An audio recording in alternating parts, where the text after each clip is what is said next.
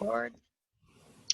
Welcome everybody to this remote interview. My name is Lisette and I'm interviewing people and companies doing great things remotely. And I'm totally excited because today on the line we have Teo Härén. I'll let you pronounce it. It's horrible. Perfect. Sorry. And Teo, you are, it says on your TEDx profile in Stockholm, one of the most requested experts on creativity in Sweden. And you've written a book. I can't pronounce it either, but I did make a card. I'll let you introduce the book.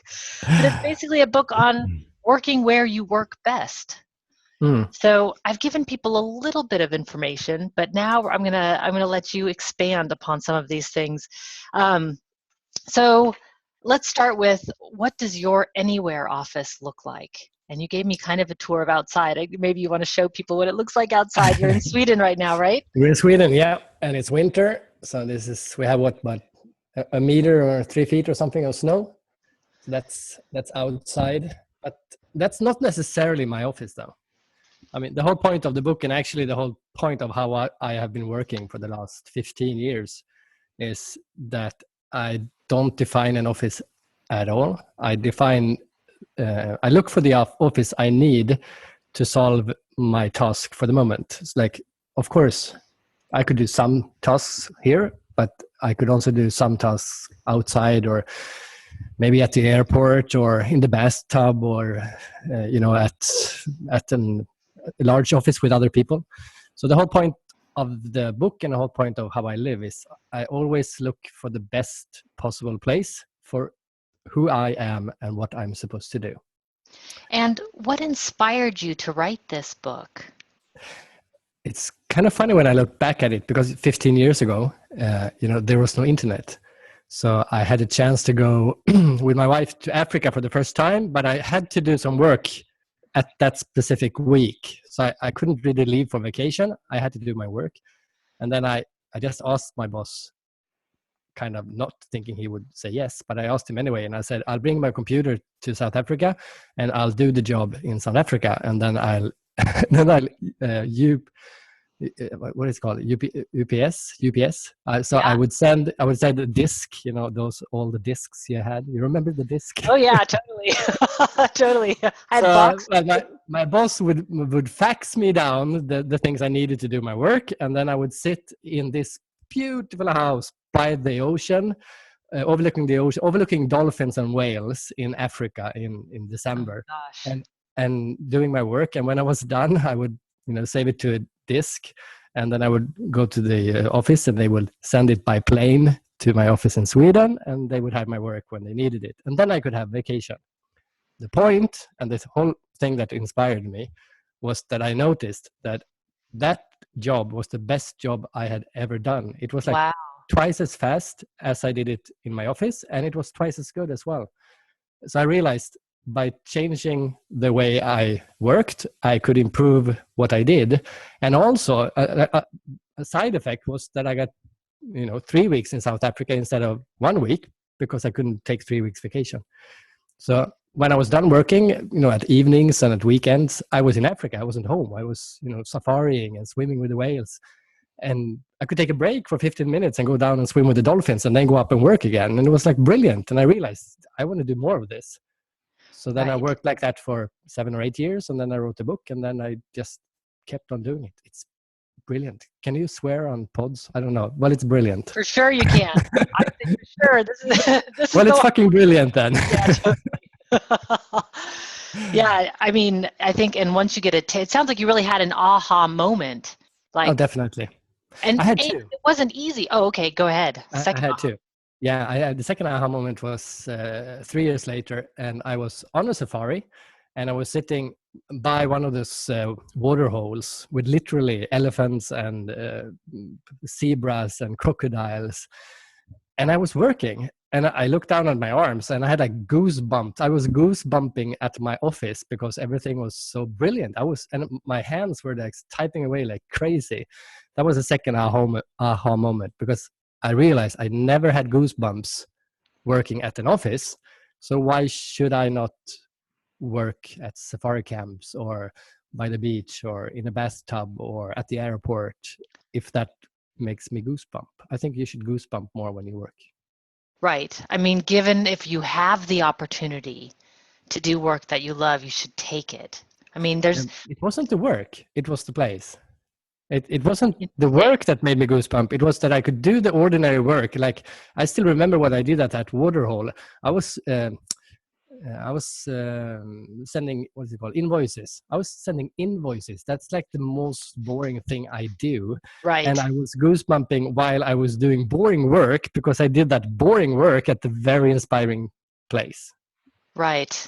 And everybody else was there on, vacation. And I realized I'm here getting paid to look at elephants and crocodiles. Right. Like, they're on vacation and you're on life. Like, you're just living. Yeah. This is I'm just living. I'm working. Right.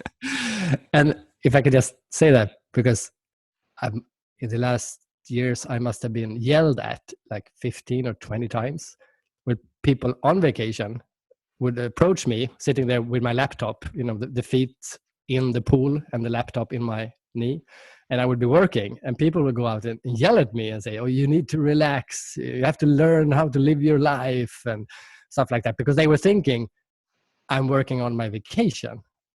And then I would tell them, I'm not working on my vacation. This is work. And when I'm done working, I will have vacation, but that's next week. This is work. And I do it better here, so I'm going to work here by the pool.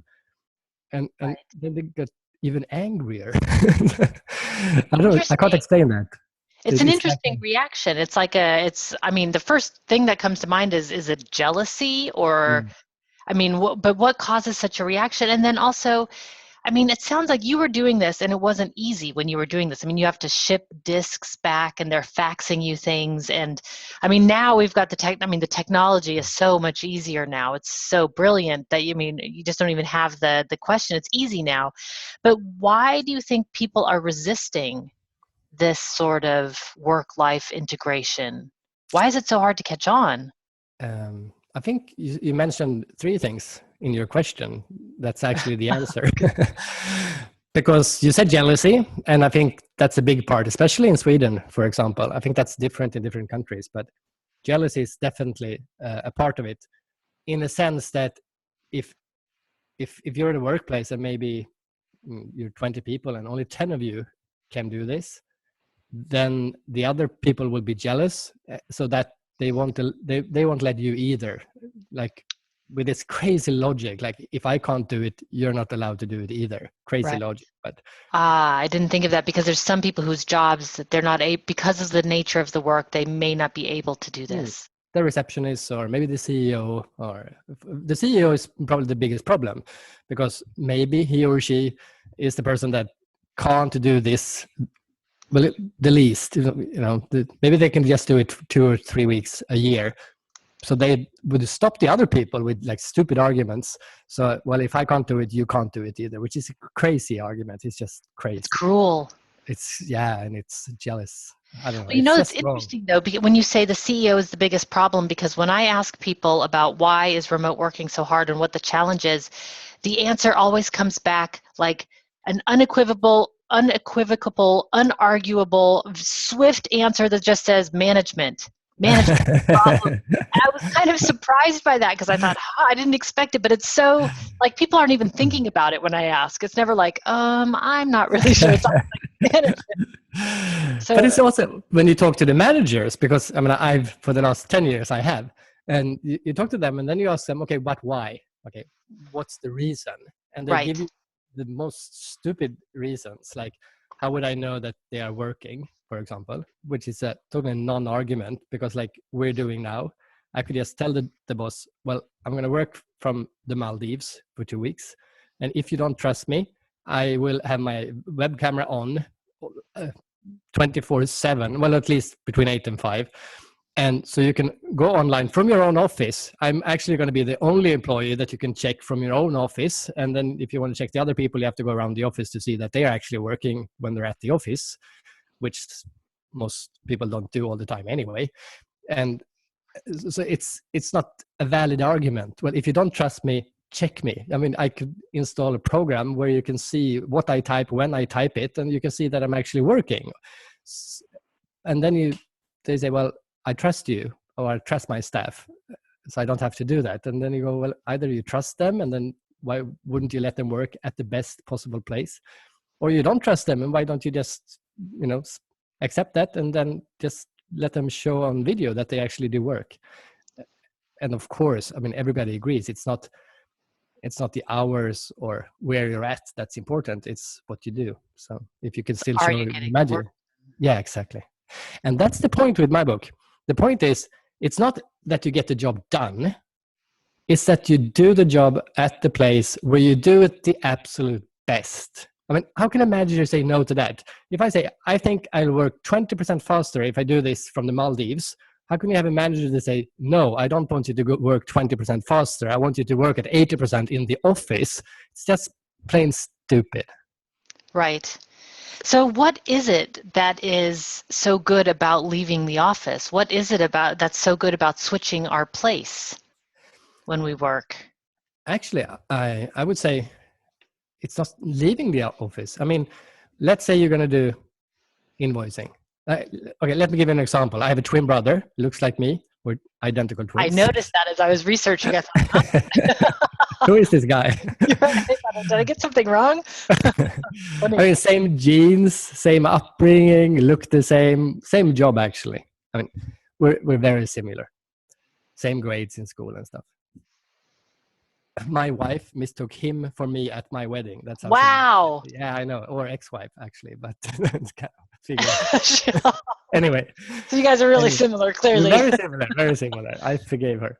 Anyway, if we're gonna do invoicing, for example, which is a good example, I find it very boring to do the invoices. So I want to do it at a very beautiful place. I can save invoices for like 2 or 3 months, and then go to the ocean and sit at a cafe, and then just do that boring stuff in like 4 hours, but do it at a very inspiring place. So it makes me feel good, even though the job is boring.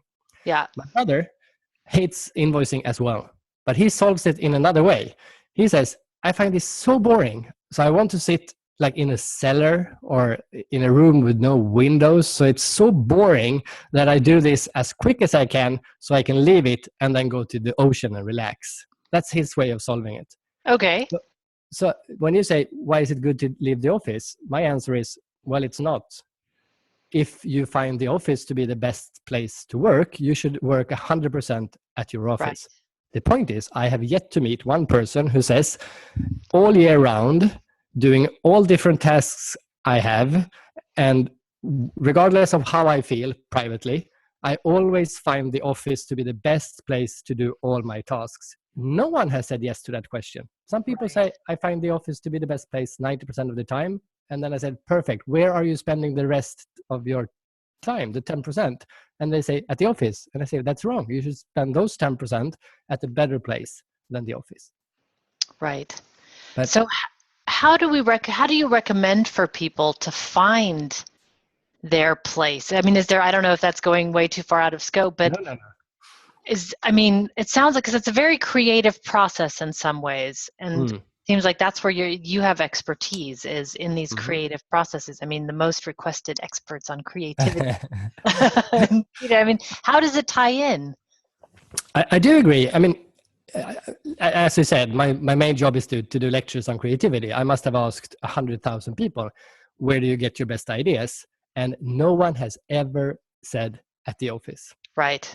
They say when I'm jogging, or when I'm go to sleep, or when I wake up, or when I'm at the bar with other people getting drunk or whatever, but it's never at work. That's a different story, but it just shows that the office is not built at most places to be the place where you get your ideas. So I do think leaving the office is good for creativity. I'm not saying that. I definitely agree. But the question was, how do I find these places? And I save them.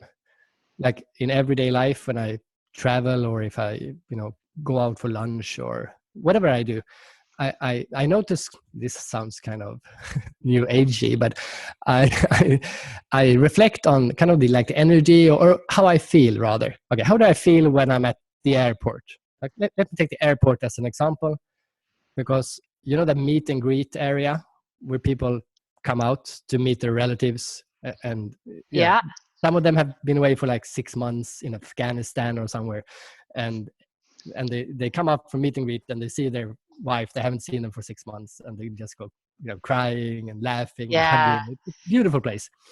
Anyway, so if I have very boring things to do, even more boring than invoicing, I will save them in my Outlook in a special folder that I call very boring stuff. And when that folder is full of, 2-3 hours work, and I have a trip coming up, I will go to the airport 3 hours before I need to be there. And then I will go to the meet and greet, and I will sit in that cafe that's outside the meet and greet area. And I will do these terrible, terrible, boring things. And every 15 minutes, there will be somebody coming out of the meet and greet, seeing their husband for the first time in 6 months, crying, screaming, laughing. And I'm sitting there crying, inspired by those people. So I get so much energy from those people coming out from the meet and greet. And then I go, that's life. That's beautiful. Just, okay, let's do some boring stuff for 15 minutes. And then I hear, and I look up and I will see the crying. And that comes from me sitting in that cafe, having a cup of coffee 10 years ago, and just realizing I was a bit tired. I've traveled for a long time. And then I realized, wow, these people give me so much energy. I'm tired. I've traveled for like 24 hours, and still I'm so much happier now when I see these people. So then I kind of noticed, okay, this place gives me a lot of energy. So I'm, alive and happy, even though I'm very tired. Maybe I should try to do boring things here instead of in the bathtub or here at my house. And then I tried it, and it worked so good. And then I do all my boring stuff at the airport. I mean, every 2 or 3 weeks, I'm at the airport and can take a few hours. Right. And so you're there early, so there's no stress. And exactly. I like the idea of finding the places that give you energy, because I think that's really important in terms of like, where do you get the flow? And it's different flow. Like if I want to have, like this interview, for example, would be terrible to do at the meet and greet at the airport because there's screaming and, a lot of people talking. Even though it's perfect to have high energy when you do a podcast like this, it's not a good idea to do it at the airport. So it's different energies for different things. Like we did one book about how to inspire kids' creativity, for example. And when we did the launching, how should we launch this book thing, we actually went to one of the biggest child attractions in Stockholm. So we worked at this child attraction cafe, but there was like 200 kids, and we're working with this how to inspire kids' creativity, and all around us was so many kids. That's a very special energy that was very good for what we were doing. But any other book would be terrible to do the launching work at the fair like this was. But for this book, it was perfect. So it's always, what do I need? Who am I? And what am I supposed to do now for work? And then combining these 3 things and, choose the right spot. And that spot is going to be very different. Like if you want to do, launch a book, maybe you would do it in nature. And my wife would do the same thing. Maybe she would do it in a bar. Right. So really, it's so individual in terms of what motivates people, what gives people energy. And then the idea then would just be try things. Go out and just try different things that work for you. And I noticed, so what I've called it is, my boyfriend's crazy about Switzerland. And so we go there all the time, and to go rock climbing and adventuring. There's all kinds of terrible adventures you can get yourself into in Switzerland. They're crazy.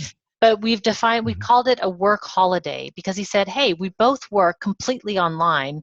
Why are we just working from home? Why don't we go and explore the world a little bit? And just like you said, when you were in Africa, like at night, in the evenings, we could go on these lovely long walks through the mountains, or go to the local bar, just explore the city that we were in, and just sort of live there like a local for a while. And we called it a work holiday.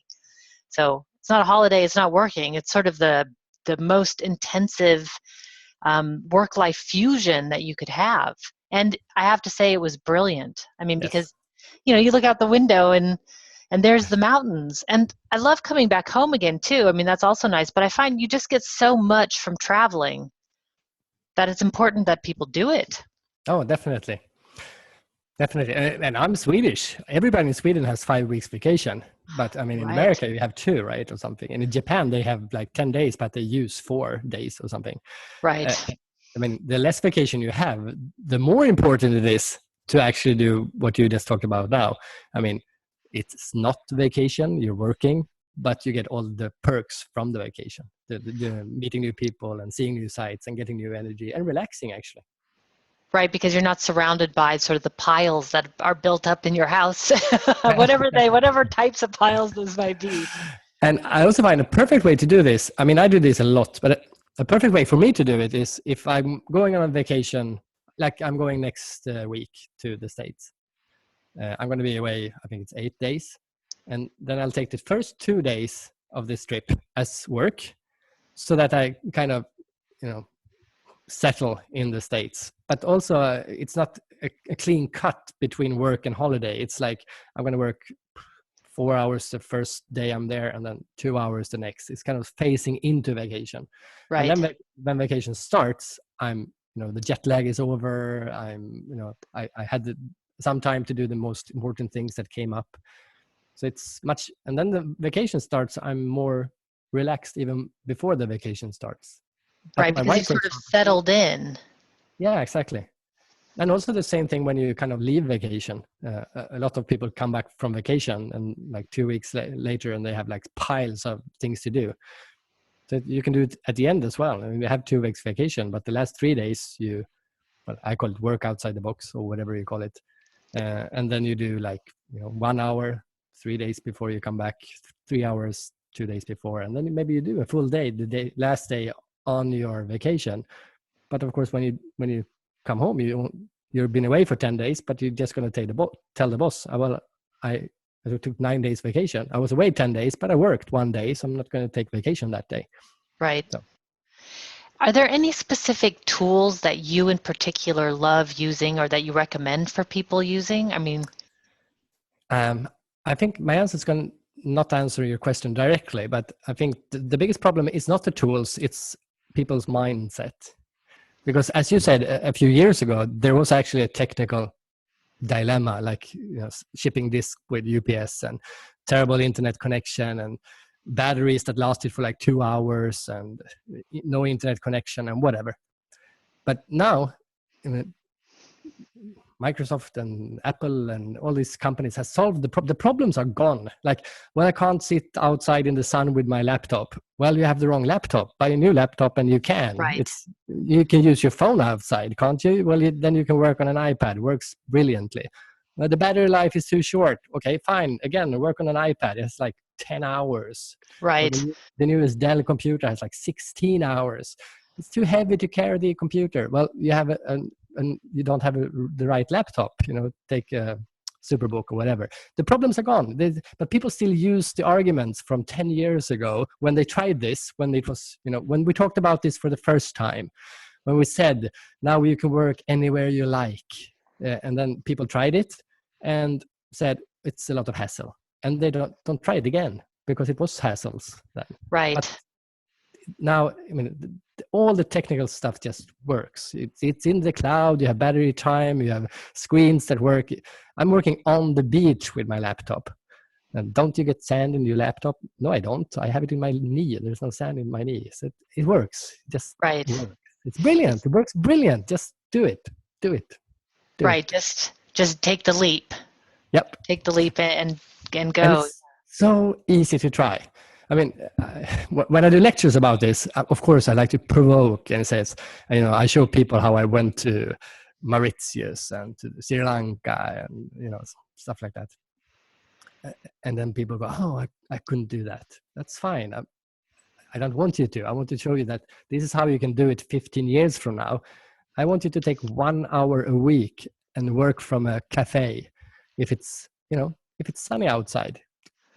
Take your laptop or take a paper and pen and a problem and then solve the problem in the sunshine instead of sitting inside wishing you were in the sunshine, or, make a telephone list and go outside and take the phone call outside and see if you get more energy than sitting inside and having the same talk.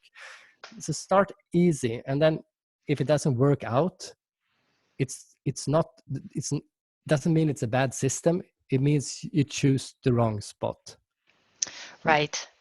So So try do it again. small, safe to fail experiments. Like, okay, you worked at the coffee shop and you had a screaming baby the whole time. Exactly. Very good point. Yeah, you didn't lose too much. You lost an hour, and we've all lost hours. At offices, sorry, kidding.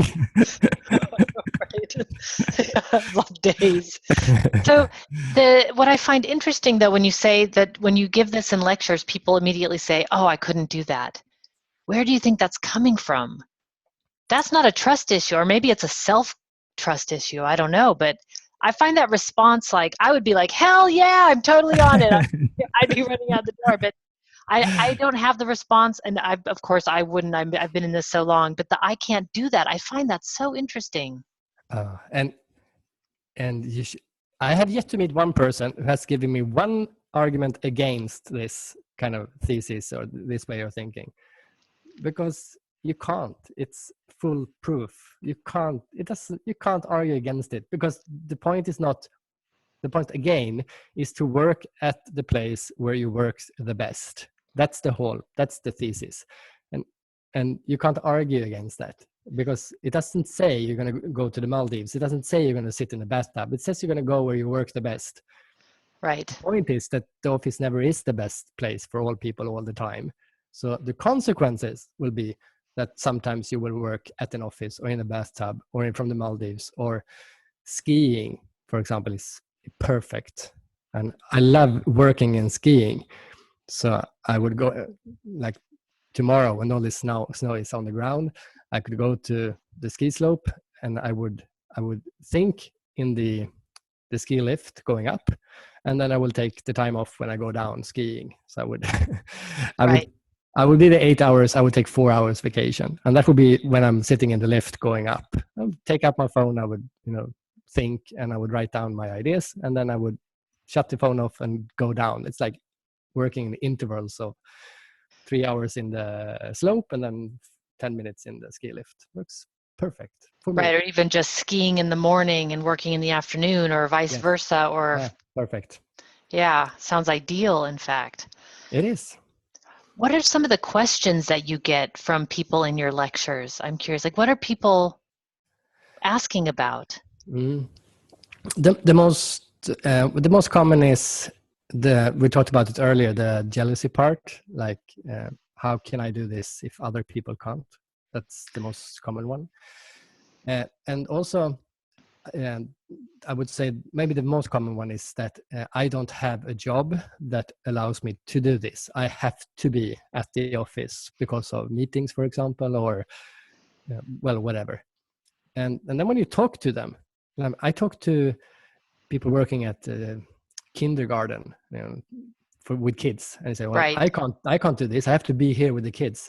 And then talk to them, and you realize they have like 8 hours a month where they do scheduling or plans on how to do what they are going to do and whatever. They sit by the computers 8 hours a month, but they still sit at the kindergarten when they do that, even though they could sit anywhere else. And then they tell you like, well, they disturb me with the screams from the kids, or my colleagues will always come in when I'm supposed to do the scheduling. They come in and disturb me. So they understand it's a better thing to leave the kindergarten, do the scheduling, and come back, and still they do it there. And I argue, well, okay, fine, I can do it maybe 100 hours a week, 100 hours a month. You can do it 8.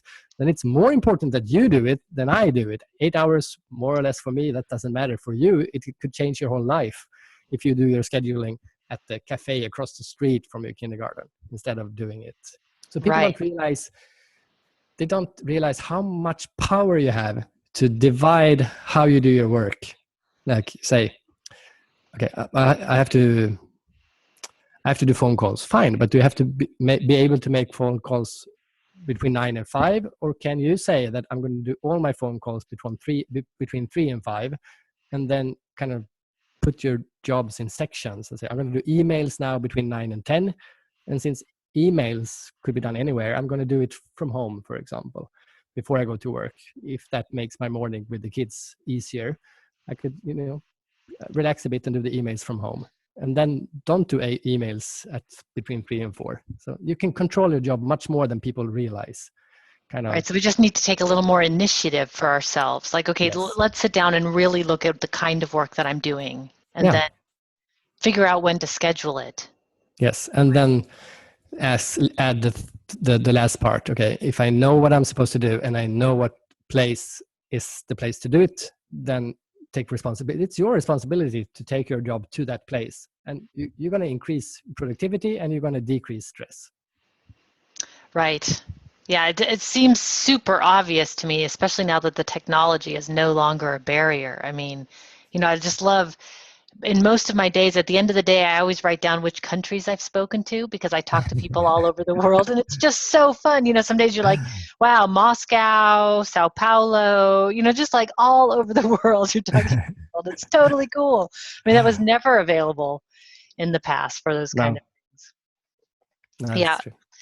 So let's see. But for example, I have a bathtub in my office. So almost every day when I'm not doing lectures, but when I'm at home at my house, I spend 45 minutes working in the bathtub. It's kind of like 20% meditating and 80% working. But I reflect on where I am in my job and what I want to do that day. And then I just write it down on my phone. But I'm in the bathtub for 45 minutes, but I 100% look at that 45 minutes as work. So I'm working in the bathtub. And then one day I just realized, how many workplaces, how many offices do have a bathtub at all? I mean, most people can't choose the bathtub because there are no bathtubs. There should be more bathtubs in offices, but there's not. But there are bathtubs at home. So maybe then you should be in that. But if that suits you, again, I do this in lectures. People say, I couldn't work in a bathtub. I didn't tell you to. I said, I work good in bathtubs. That's why I'm in a bathtub. Where do you work good? At the cafe. Fine. Then you're supposed to be in the cafe. I'm supposed to be in the bathtub. Right. But I would argue, you hear all the time, as often as you hear, I got the idea on my walk, I got the idea I was jogging. You also hear, I got the idea in the shower. Definitely. So the bathtub is just, to me, another extension of a longer shower, right? I mean, where you get the time. And in fact, when I lived in Los Angeles, I had a shower whiteboard.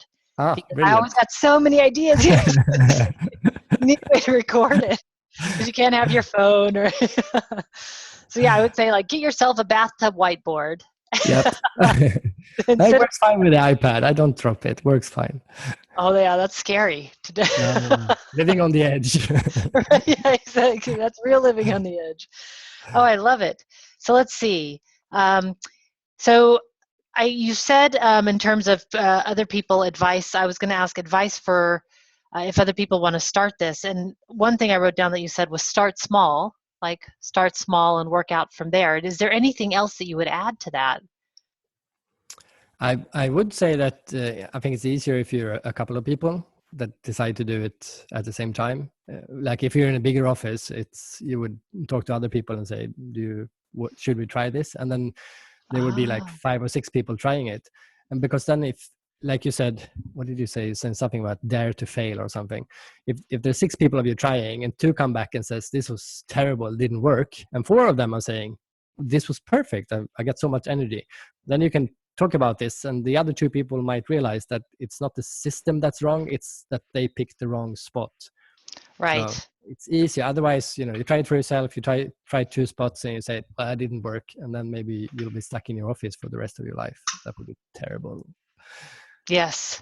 I call them day prisons. Yes. I mean, it even look like prisons, it's you see these concrete buildings with the dark windows, and I just think, I can't go. I mean, once you've tasted work holidays, you can never go back to the day prison. Nope, that's true. I would never go back to. Yeah, I was just thinking today, I would do anything I needed to do in order to be able to stay in the situation that I have now, because I have a lovely apartment. It looks like a little tree house. It's very relaxing, and I can go anywhere. But I love working from my home. I love that. And I would do whatever it took to stay working from this area, even if it meant less money, even if it meant, because I'm not in it for the riches, I'm in it for the freedom. Brilliant. Yeah, for the create. And I think other people are in it too. And that's one of the things that comes out in the interviews, which is most of the people that I interview that are doing this, They're not at all, I mean, everybody's interested in making enough money, but nobody seems to be interested in making tons of money and living in a big palace. Everybody just wants to be able to take their kids to school in the morning, go for a walk in the afternoon. It's really the simple stuff that we want. It's not the crazy, cars and girls and, it doesn't seem to be that, I think that could be, I think there are all kinds of people, but I'm on your side there, definitely. But I don't see, it's not a conflict. It's not like if you choose this, you can't have the fancy car. True. You could, definitely. I mean, you could make tons of money. If you wanted to, you can make tons of money and still do this. But as you say, when you do this, you look at work as something else. It's not like you work and then you live. When you work this way, you say, okay, I live. Okay, I have my work life and then I have a private life. And I want my private life and work life to be as good as it can be. This is a nice point, actually, because if you're going to read a book in your private life or leisure time, you would never sit in the office and read the book. You would say, okay, wow, it's so beautiful outside. I'll go outside in the sun and read the book. And after like 4 hours, when the sun settles or goes down or a cloud comes, you would say, now it's cold, I'm going to go inside. And then you say, okay, I'm going to read this book in the bathtub or in the bed. You're not going to say, I'm going to read this book at the office, because you always think, okay, I'm going to read a book. Where is the best place to read this book? So then you take responsibility to live the perfect life. So why should you not do that when you're at the office? It's just plain logic. You should use the same sense of logic to say, okay, I'm going to work. Where do I work the best? Right. It's like, okay, I'm going to jog. When am I going to jog? In the morning? Well, I'm going to do it a bit later. So when am I going to do the emails? Well, in the morning? Nah, I'll do it a bit later. So it's the same thing. You kind of look at what am I supposed to do and where do I do it the best? So we need to basically take more responsibility for ourselves and take charge of our own productivity again. So Definitely. We don't have to work in the office anymore. Definitely. And most people that studied studied in the same way. They would go to the library if they were to read quietly. And if they wanted to discuss, they would go to a cafe. So we all did this at university, but most people stopped when they started working. Right. Strangely. Yeah, it's funny because another person brought up this exact same example, this university example, which is at the university, we were told there was a project and there was a due date for the project, and how you got it done was totally up to you. If you wanted to pull an all-nighter the night before, if you wanted, that was up to you. And then suddenly we go to the office and we have somebody saying, well, you can't possibly do this work without me watching you. Exactly. And it just seems crazy. Totally crazy. It is crazy, but it has changed. I mean, when I started 15 years ago, I remember this so much. We have a kind of like Starbucks, but similar chain in Sweden. And I was working with my laptop at Starbucks in Stockholm, and 15 years ago, and people would come up and, as I said before, they would yell at me and they would say, you have to relax. This is your time off. This is supposed to be your break. You can't work here. Have a coffee, relax, and then go back to work and work. And now 15 years later, you go into Starbucks and it's like 90% of the people in Starbucks are working and 10% is having a coffee.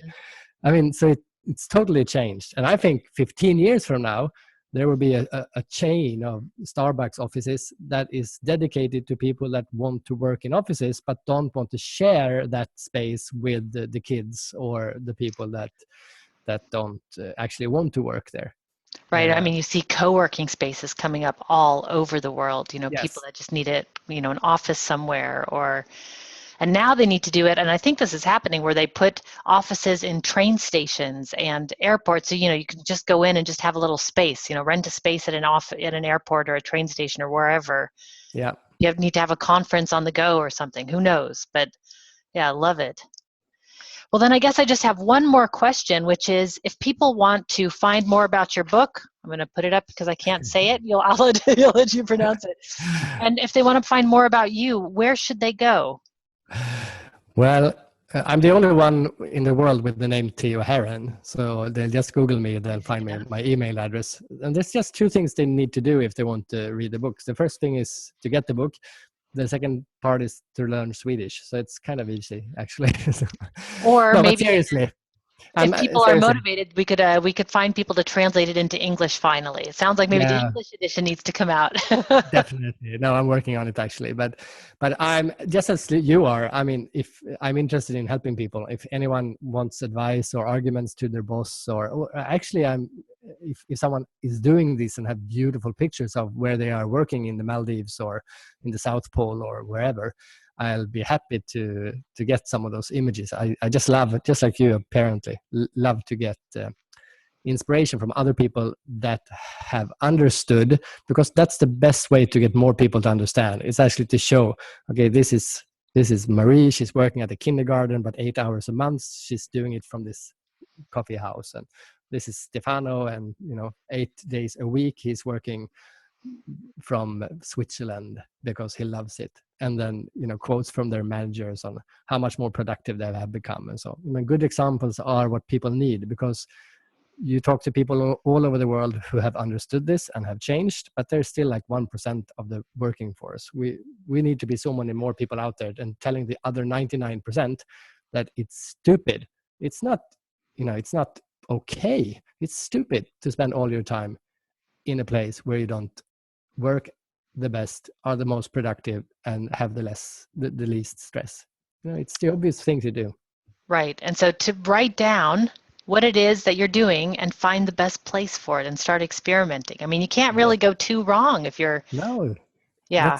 That's all right. You can't go wrong. So I'll put it in the show notes for people to do this, and to send in the examples of where you go on your work holiday. I'll do a whole series. Especially if they goosebump. If they sit somewhere and they're goosebumping, then you take out your iPhone, you take a picture, and you email me, and this is my office goosebump moment. I just love that. That's a great term. Your office goosebump moment. I'm writing it down. An office then defined as not the office where you work, but the office you choose to work at. Right. Might that be your workspace goosebump moment somehow, yes. Or your waterhole goosebump moment. Exactly. I hope so many people have more of that, because it really should be about the work that you love to do, or the place that you love to be. I mean, it's just a lovelier way to live. It's like we're rising up on Maslow's hierarchy of needs. It's like you get the basics done. You got Wi-Fi at the bottom, right? And then all the other things at the top. But we're becoming enlightened in this way. But I love that the ability exists, so it's cool. Yep. Well, it's been a real pleasure talking with you today, and certainly I will be waiting for the book, the English translation of the book. And if anybody's from Sweden, then I'll put the website for the book on the notes too, and I encourage people to get that. And I guess I'll let you get back to work. But thanks so much. Thank you. And until next time, everybody, be powerful.